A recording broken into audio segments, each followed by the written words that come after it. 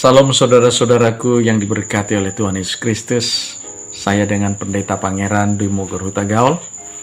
Kita akan belajar dari firman Tuhan pada kesempatan. Kita ambil dari Injil Markus pasal 6 ayat 1-6. Kita akan belajar dari teks tadi, di mana judul perikopnya adalah Yesus ditolak di Nazaret. Tema bagi kita pada kesempatan ini adalah mengapa mujizat tidak terjadi? Ini adalah pertanyaan bagi kita juga, umat-umat Tuhan. Ini juga menjadi satu hal yang perlu kita renungkan.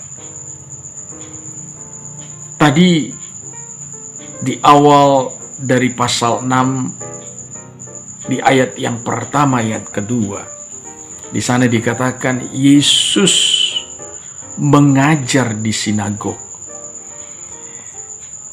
di tempat bait Allah di mana Yesus berasal.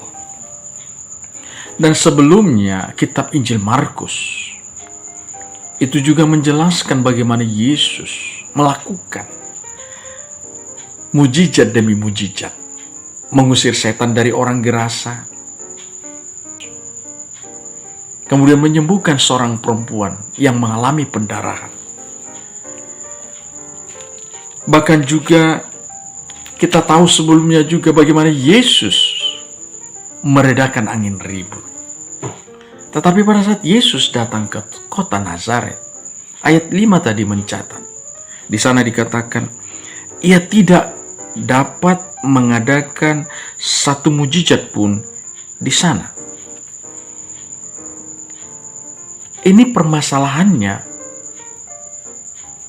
bukan Yesus yang tidak bisa melakukan mujizat. Bukan Yesus yang tidak berkuasa melakukan mujizat. Dia sanggup, dia mampu melakukan mujizat itu.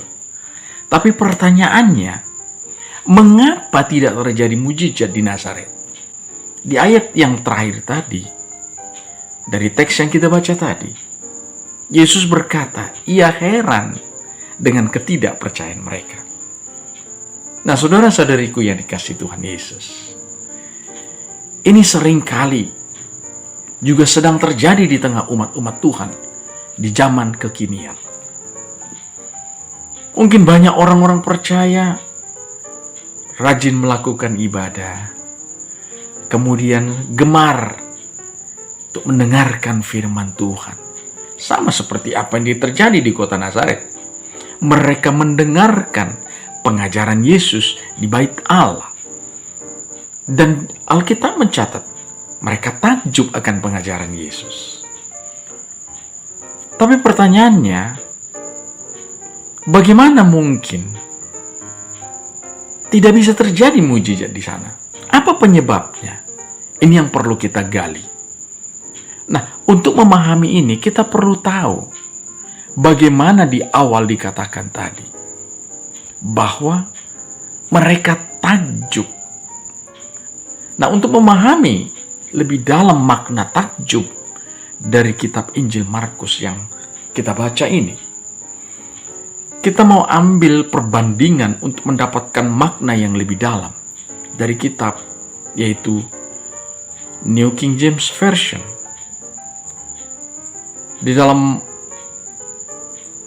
versi New King James Version dikatakan, and when the Sabbath had come, he began to teach in the synagogue, and many hearing him were astonished, saying, where did this man get this?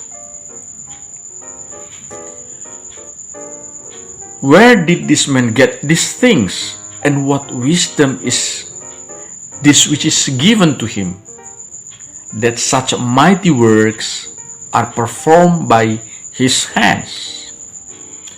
Nah, Bapak Ibu dikasih Tuhan Yesus, menarik perkataan astonished. Ini kata kerjanya adalah astonish. Kata sifatnya astonishing. Artinya adalah sukar atau sulit untuk percaya. difficult.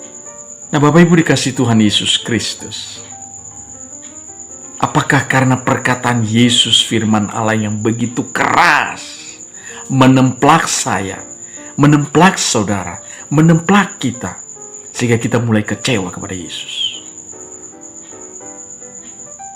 Karena itu Bapak Ibu dikasih Tuhan Yesus, jangan kita menjadi kecewa kalau firman Allah begitu keras mengajarkan kita. Mari kita terima pengajaran firman Tuhan. Walaupun itu keras, walaupun itu menemplak kita, mari kita terima dengan sukacita. Dan kita gumuli di dalam diri kita. Dan kita tanya di dalam Tuhan, Tuhan, tolong aku.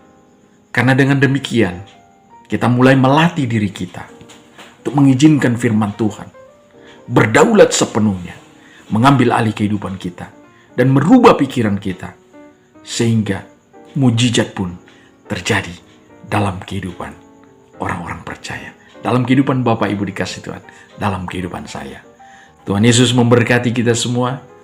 Shalom.